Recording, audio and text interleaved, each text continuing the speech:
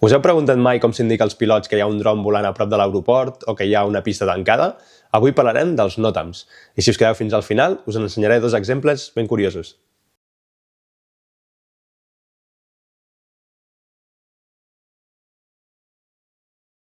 Els NOTAMs són notificacions al personal aeri i es diuen així per les seves sigles en anglès, Notice to Airmen.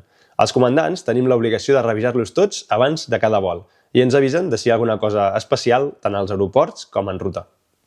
Els NOTAMs tenen un format específic, que ve donat per l'annexe 15 del Conveni d'Aviació Civil Internacional. D'aquesta manera, anem on anem, sempre tindrà el mateix format i el podrem desxifrar. Us en poso un exemple i el desxifrem junts. La primera línia és per identificar el NOTAM. Si acaba amb una N vol dir que és nou, si acaba amb una R vol dir que en reemplaça un anterior i si acaba amb una C és que en cancel·la un altre.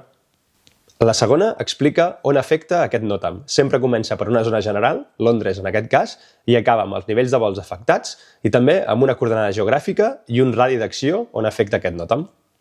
Després ve l'indicador d'aeroport, en aquest cas Heathrow, la data i hora en la que comença a ser efectiu aquest NOTAM, sempre en el format any, mes, dia i les últimes 4 xifres són les hores. La data i hora en la que acaba, amb el mateix format que abans, i per acabar, el que hi passa.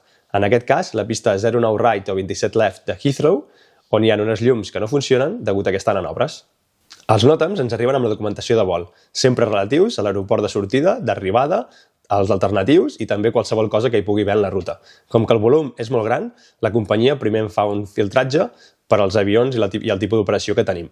Tot i així, hi ha dies en què són molt llargs. Us en poso un exemple aquí sobre per veure un vol real de Londres a Egipte, tota la quantitat de NOTAMs que tenim per llegir. Això és un gran problema i ha sigut causa d'incidents i accidents. El més normal és que els NOTAMs assenyalin una zona per la que no podem passar o una pista que està tancada o potser un tipus d'aproximació que no podem fer servir. Va, us en ensenyo dos de curiosos i us deixo una enquesta aquí sota per veure si sou capaços de desxifrar-los. Adeu!